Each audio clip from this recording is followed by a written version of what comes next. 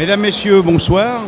Bienvenue à la salle Jacques Brel pour cette réception amicale et conviviale du Nouvel An 2014. Je voudrais tout d'abord saluer la présence de Madame Laurence Abeille, députée du Val-de-Marne, adjointe au maire de Fontenay-sous-Bois, de Monsieur Christian Favier, sénateur, président du Conseil général du Val-de-Marne, de Madame Liliane Pierre, vice-présidente du Conseil général, de Monsieur Gilles Saint-Gall, vice-président du Conseil général, de Monsieur Michel Mossiman, qui est sous-préfet de Nogent, qui nous fait l'honneur d'être ici. J'ai aperçu Monsieur Patrick Baudouin, maire de Saint-Mandé, qui est là. Donc merci à tous d'être parmi nous. Que retiendra-t-on de l'année 2013 qui vient de s'achever? Pour le monde, certainement la disparition de Nelson Mandela, un géant d'humanité, citoyen d'honneur de Fontenay-sous-Bois depuis 1985. L'avènement du pape François, qualifié de pape des pauvres. Pour la France, la loi autorisant le mariage pour tous. Et le refrain de tous les commentateurs sur les courbes inversées ou pas. Ce qui est sûr, c'est que la courbe du nombre de pauvres, elle ne s'est pas inversée. Les Restaurants du Cœur viennent de battre un triste record, 1 million de bénéficiaires, entre guillemets. Et puis, il y a eu notre équipe de France de football, qui par E1, E2 et 3-0 a validé son billet pour Rio, pour, nous l'espérons, danser une samba brésilienne en finale de la Coupe du Monde cet été. Enfin, heureusement, il y a eu la chanson de l'année 2013, magnifiquement interprété par Stromae, formidable. Eh bien, faisons tous ensemble, à Fontenay, de 2014, une année formidable de bonheur, de solidarité, et puisque nous avons tous Fontenay au cœur, et que vous êtes le cœur de Fontenay, un homme va vous parler avec son cœur de Fontenay, Jean-François Veguet, maire de Fontenay-sous-Bois.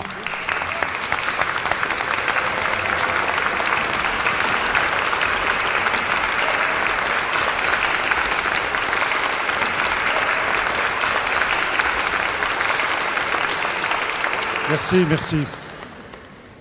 Monsieur le sous-préfet, Madame la députée, Monsieur le président du Conseil général, cher Christian, Monsieur le maire de Saint-Mandé, Mesdames et Messieurs les vice-présidents du Conseil général, Mesdames et Messieurs les élus, Mesdames et Messieurs, chers concitoyens, chers amis, permettez-moi tout d'abord de vous souhaiter la bienvenue et de vous remercier pour votre présence si nombreuse ce soir.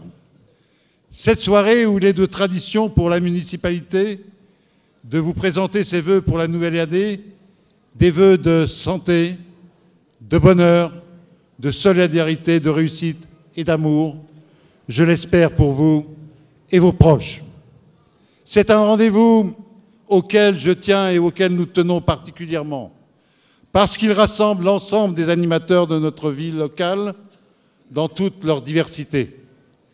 Les différentes responsabilités, les fonctions, les tâches professionnelles que vous remplissez, les mandats associatifs, syndicaux que vous exercez, les entreprises que vous dirigez, les administrations que vous représentez et que vous faites vivre, ou tout simplement votre action quotidienne pour Fontenay, tout cela fait de vous les acteurs de la vie locale, dans toute sa richesse et sa densité, à tous les niveaux des activités qui représentent le tissu quotidien d'une commune.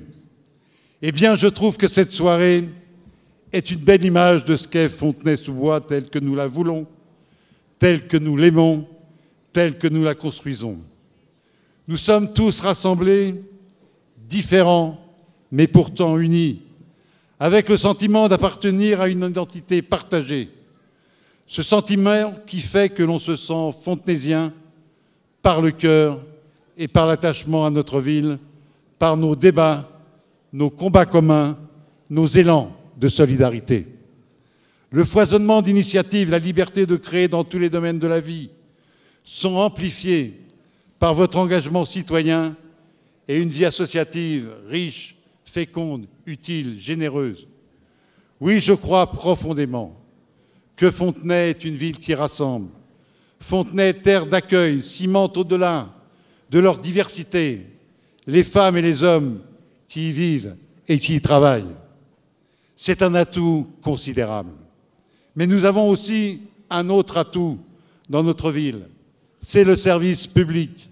Et vous savez combien j'y tiens, nous y tenons, et combien nous y sommes attachés. Et non pas par idéologie, mais parce que le service public pose le principe de l'égalité de traitement de tous les citoyens. Il est le seul à donner les mêmes droits à chacun, quelles que soient ses origines, ses revenus, son quartier. À Fontenay, il est bien évident que rien ne serait possible sans l'engagement, la disponibilité, l'efficacité, la compétence, le professionnalisme des agents territoriaux que je salue et que je remercie.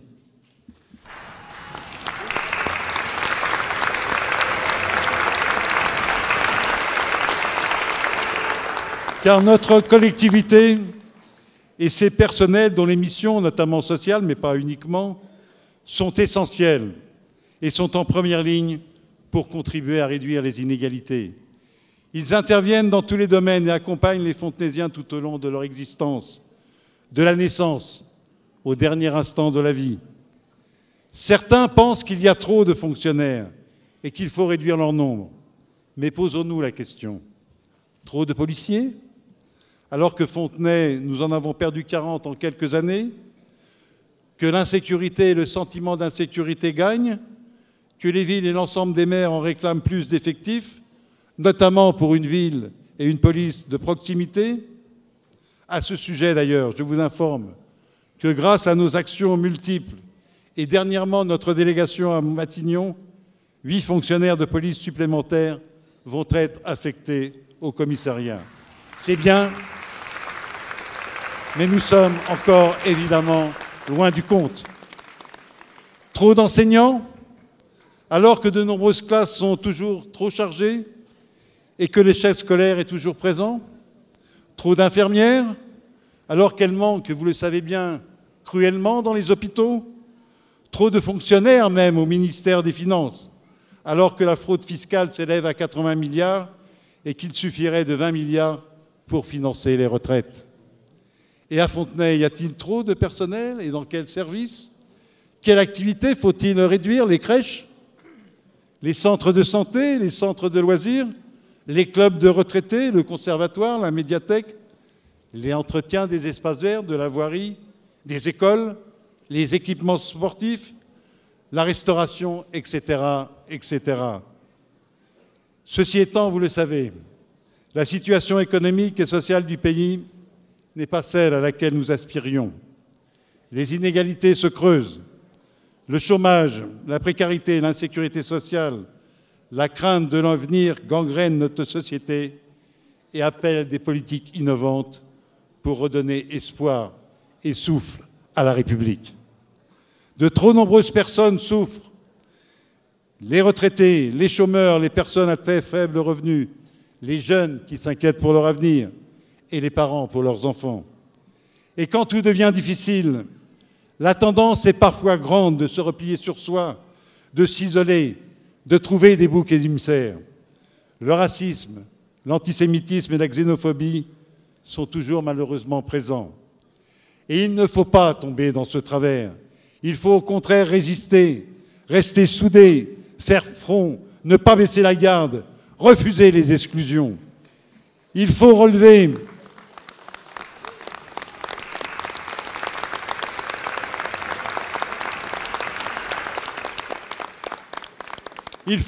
le défi et donner du sens au vivre ensemble, affirmer haut et fort que nous faisons partie d'une collectivité humaine solidaire et que c'est tous ensemble que nous trouverons les solutions. Ce sont ces valeurs-là qui sont le socle de notre action dans tous les domaines de la vie à Fontenay. Ainsi, durant l'année 2013, Fontenay a poursuivi évidemment son développement en ne lâchant rien des valeurs qui nous guident depuis de nombreuses années.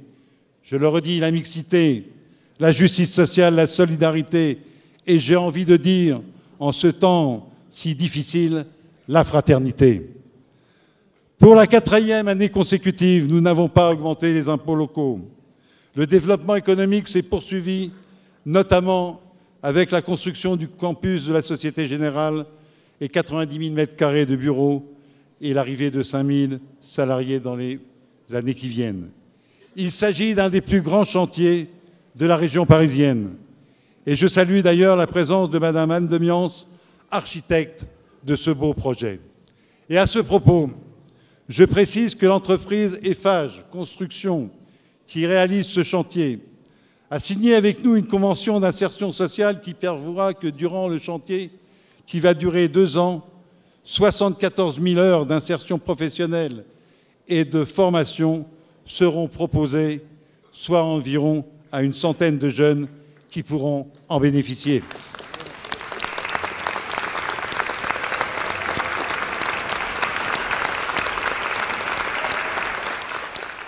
L'écoparc des Carrières, véritable poumon vert de la ville, a été inauguré. L'agenda 21 sera débattu au conseil municipal de février. Le grand projet d'urbanisme et de requalification du quartier de la Redoute a démarré.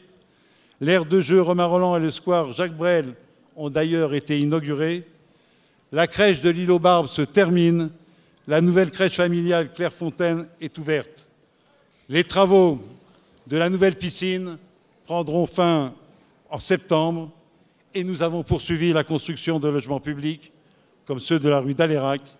La réhabilitation des logements sociaux ont été réalisés à Janzay et au Bois-Cadet. Et nous avons à gagner ensemble, tous ensemble, le métro du Grand Paris. L'enquête publique pour le tram T1 est terminée et le prolongement de la ligne du métro numéro 1 jusqu'à Val-de-Fontenay est accepté par le syndicat des transports d'Île-de-France.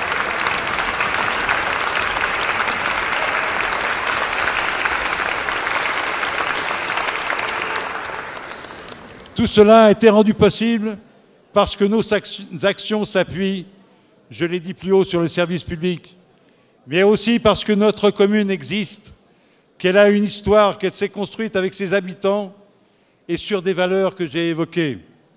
Parce qu'à ce niveau de proximité, c'est à la commune que s'organise l'action et l'expression des citoyens. La commune, c'est le bouclier indispensable pour amortir le choc de la crise, notamment pour les plus fragilisés. C'est pourquoi il faut la garder et garder la maîtrise de ses actions et de ses choix. Parce que tout ce qui éloigne de la démocratie et des valeurs républicaines fragilise l'intérêt général et la cohésion sociale. Et c'est de cette façon-là, au plus près des citoyens, que je conçois le rôle du maire, en établissement des traits d'union, des ponts, des passerelles entre tous les Fontaisiens, quels qu'ils soient, en faisant tomber les clivages, les barrières, les incompréhensions, en étant celui qui permet le dialogue, le débat, qui participe à recréer le lien social, qui permet d'agir avec vous, justement parce que nous sommes convaincus qu'il n'y a pas de fatalité et que par notre action conjuguée, citoyenne et résolue, nous pouvons secouer l'avenir des pesanteurs qui le plombent. La vie peut et doit devenir meilleure et plus belle pour tous. Je veux encore croire que c'est possible. Que 2014 vous apporte le meilleur de ce à quoi nous aspirons pour nous-mêmes et tous ceux qui nous sont chers dans notre vie professionnelle, personnelle, familiale. Vive Fontenay, vive la République et vive la France!